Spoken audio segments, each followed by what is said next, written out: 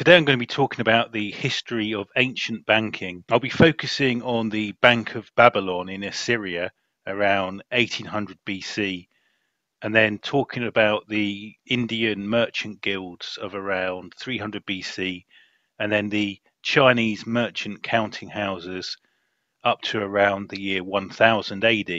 If you look at the video I did on money, now I go through the different forms of medium of exchange throughout time as the technologies have advanced, and also money of account, how debts and transactions are recorded. And in these ancient banking systems, we see the use of commodity money and then actually progressing in some instances into the use of representative money and some surprising attempts at fiat money over 1,000 years ago.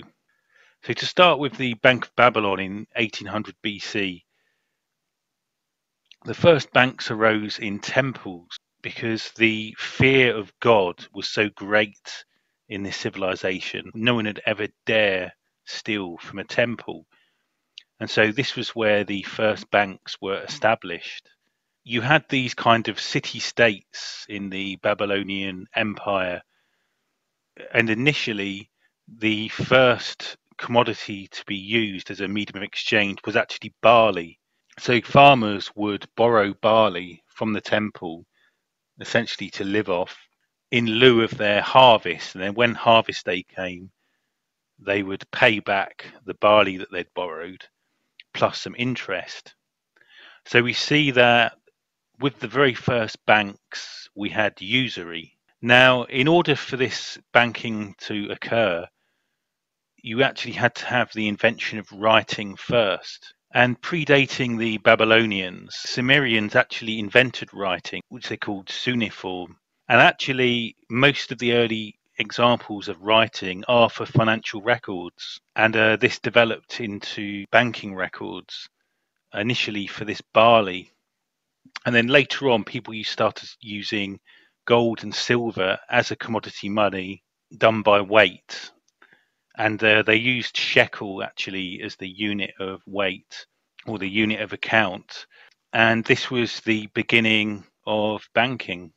Actually, when you stored money at the bank, then you wouldn't you wouldn't get any interest. You'd actually have to pay a 6% fee of your gold stored in exchange for having your gold safely stored at the bank. So it's interesting to see how as soon as writing was invented, we saw the first banking. However, obviously the financial system that evolved around that was obviously fairly limited. So the next example is going to be the Indian merchant guilds of around 300 BC. And these arose in the Maurya Empire.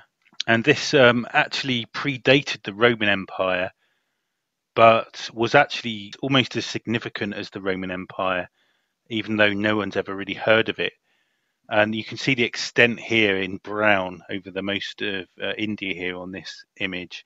So this empire had lots of cities all under one rule. And so the leaders there set up their own currency. And here we see some of their beautiful silver coins that they were using. So they were using commodity money. However, now this was developed into a coinage minted by the government, different to the earlier Babylonians who just used to weigh things. And these Indian merchant guilds that arose within this empire started to write bills of exchange so that when merchants were trading between cities, rather than risk carrying the silver with them, they could just use bills of exchange instead. So with the Indian merchant guilds of 300 BC, we have the first progression into the use of representative money. However, they didn't use paper. They actually used to write onto palm leaves. So we have there a more advanced banking system with representative money, but it's still fairly limited to specific trades between cities.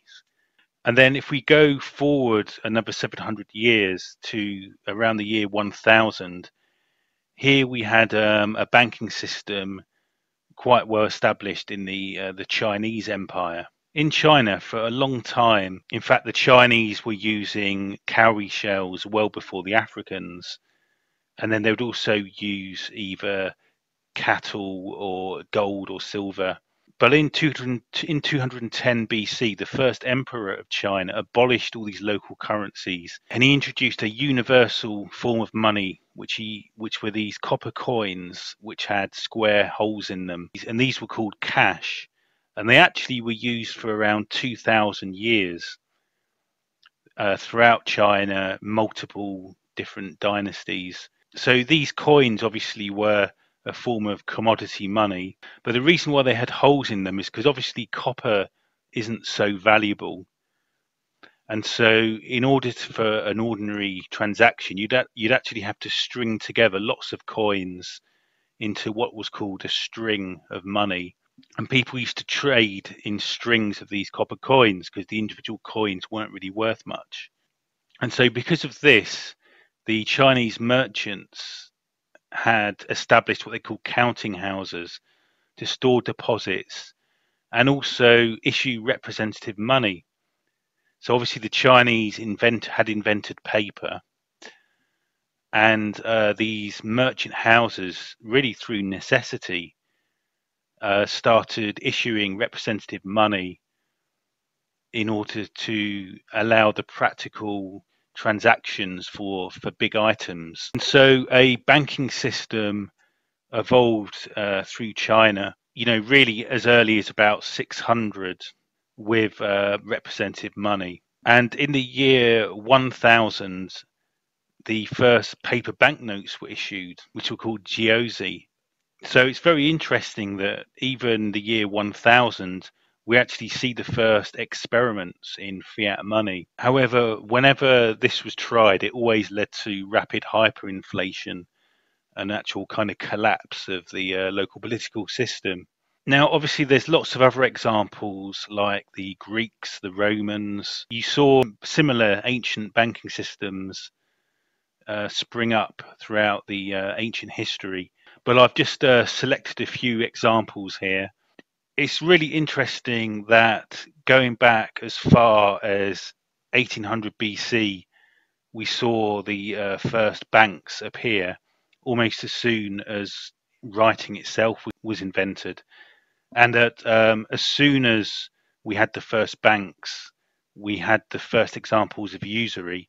It's also interesting, though, that using commodity money and then representative money, which was always kind of limited in its use anyway, in these examples I've gone through, these ancient banking examples, compared with what was to follow, the extent and leverage of economic power was always very limited and almost kind of like limited to conquest. It's like you literally had to sack other people's cities to boost the commodity money in your economy. But still, the economic activities of these empires was very limited compared with more modern examples. And it seems like they were held back. And this is kind of me reading into it a bit, but because the technology of the time just didn't allow the establishment of banking structures and relationships kind of globally. It was always kind of regionally contained. And so the experiments with fiat money failed. And it always came back to really how much gold did you have.